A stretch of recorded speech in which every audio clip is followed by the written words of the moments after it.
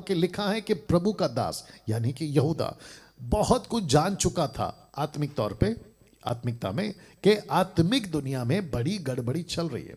कुछ सेवकों में बहुत ध्यान से सुनिएगा कि कुछ सेवकों में जो कलीसिया चलाते थे, उन दिनों में जो कलीसिया चलाते थे, बुरी आत्माएं घुस गई हैं या उनके अंदर घुस गई थी। वाह! इस व्यक्ति ने इस बात को, मैं रखूंगा आगे, आपको भी कन्विंस हो जाएगा, बहुत फोकस करिएगा।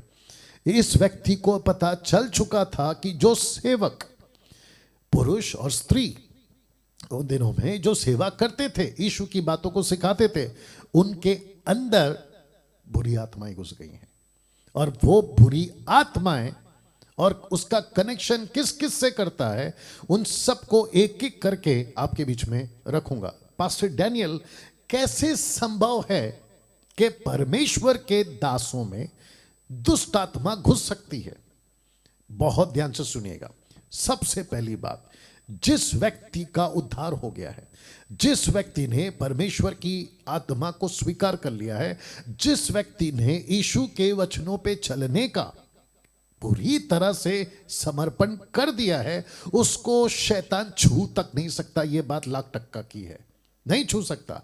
लेकिन अगर वो व्यक्ति, वो सेवक खुद ही अपनी मर्जी से पाप का जीवन जीकर, शैतान को मौका देकर, अगर वो खुद उसका वेलकम करता है, तो दुष्ट आत्माओं को मौका मिलता है उस व्यक्ति के अंदर जाने का। और इसके बारे में यीशु ने चेतावनी दी हुई है कि जब दुष्ट आत्मा निकल जाती है, लौट कर आती है, उस व्यक्ति को जगह को देखती है, खाली पड़ा है, अपने से 7 बुरी आत्मा को लाती हैं, टोटल 8 हो जाते हैं और उसकी हालत पहले से भी ज्यादा खराब हो जाती है। पतरस चेतावनी दे चुका है, पहला पतरस 5:7-8 में वो कहता है कि इसलिए जागते रहो, सचेत रहो, क्योंकि शैतान गरजने वाले सिंह की नाई ताक में रहता है कि किसको फाड़ खाए।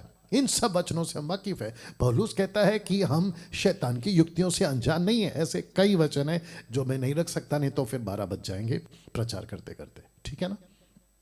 तो जिसके चलते मैं एक वचन आपके बीच में रखूंगा। दूसरा इतिहास अध्याय 18 वचन 20 और 21, second Chronicles chapter 18 verse 20 and 21, लिखा है कि निदान एक आत्मा पास आकर यहोवा के सम्मुख खड़ी हुई और कहने लगी, मैं उसको बहकाऊंगी। वाह! मैं उसको बहकाऊंगी। यहोवा ने पूछा, किस उपाय से?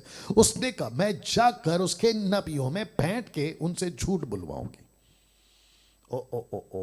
इफिसियों 2 अध्याय वचन 2 में लिखा है कि जो आज्ञा नहीं मानते, ये आत्माएं उनमें अभी भी काम कर रही हैं ना। सोच के देखिए, इस व्यक्ति को ये पता चल चुका था, खास करके जो सेविकाएं करते हैं, जो कलीसिया चलाते हैं, कि उन सेवकों के अंदर बुरी आत्माएं घुस गई हैं। पास्टर डैनियल, आप कैसे बोल सकते हैं? फिर कहूंगा, आप जब आगे सीखोगे तो आपको पता चल ही जाएगा। लेकिन उसके पहले मैं आपको एक एंगल बताता हूं पौलुस का और यहूदा का। पौलुस कहता है वे आएंगे, कौन? दुष्ट आत्माएं। यहूदा कहता है कि आ मिले हैं, मतलब आ चुके हैं। पौलुस कहता है आने वाले हैं और ये कहता है आ चुके हैं। कैसे? देखिएगा, पौलुस ने क्या कहा था। The book of Acts chapter 20 verse 29, प्रेरितों की किताब 20:29 में कहता है, कौन? पौलुस, मैं जानता हूं कि मेरे जाने के बाद फाड़ने वाले भेड़िए तुम में आएंगे। You understand? आएंगे। लेकिन इसके बाद कई वर्षों के बाद जब यहूदा लिखता है इसी पुस्तक में 1:4 में, कहता है क्योंकि कितने ऐसे मनुष्य चुपके से, ऐसे मनुष्य, कैसे मनुष्य? दुष्ट आत्माओं से भरे मनुष्य, कैसे मनुष्य जिनके अंदर बहका देने वाली आत्मा घुस गई। कहता है कि ऐसे मनुष्य चुपके से हम में आ मिले। चुपके से क्यों? मैं उसको भी डिफाइन करूंगा या फिर आपको खुलासा करूंगा। क्योंकि कोई भी दुष्ट आत्मा खुद को डिक्लेयर नहीं करेगा कि देखो मैं शैतान का सेवक हूं, नहीं करेगा, बट चुपके से आएंगे। तो ये जो एंगल है आपको मैं क्लियर कर चुका हूं कि पौलुस कहता है आएंगे और ये कहता है आकर मिल चुके हैं, मतलब चुपके से ये हम में आ चुके हैं।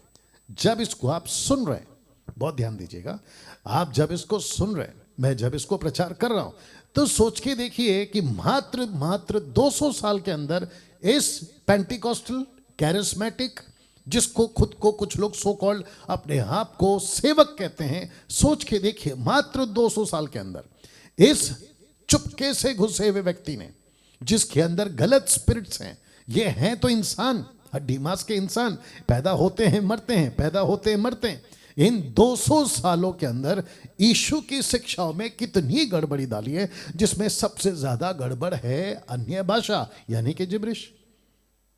उसके बाद टीचिंग की तो बैंड बजा के रखी हुई है, मतलब कुछ भी सिखा रहे हैं, कैसे भी कर रहे हैं। मैंने बीच में एक पोस्ट बनाया था कि क्या कर रहे हैं, पेन को लेते हैं और कहते हैं कि अभिषेक पास होगा, और ऊपर से कोई विचित्र प्राणी है, खैर उसका नाम भी जानना नहीं चाहता हूं, कहते हैं कि पेन से अभिषेक क्यों नहीं जा सकता है जबकि पतरस की परछाई से जा सकता था। तो उन मूर्खों को ये नहीं पता है कि पतरस की परछाई ने जिसको ठीक किया ना, वो अविश्वासी है। आप भी करो मुझे कोई दिक्कत नहीं है। और जिस कपड़े को छू के लोग ठीक होते थे वो भी अविश्वासी हैं। अगर प्रभु ऐसा करवाता है तो बिल्कुल करो, मुझे कोई दिक्कत नहीं है। मुझे दिक्कत उस बात की है कि जो मसीह हैं पहले से, उसको आप पेन पकड़कर कैसे अभिषेक दे सकते हैं? वो तो पहले से अभिषेकित है। ये बात हमने कही और आप फिर कहता हूं आप लोगों को भी बात को समझा करो, नहीं समझते इसलिए दिक्कत हो जाती है।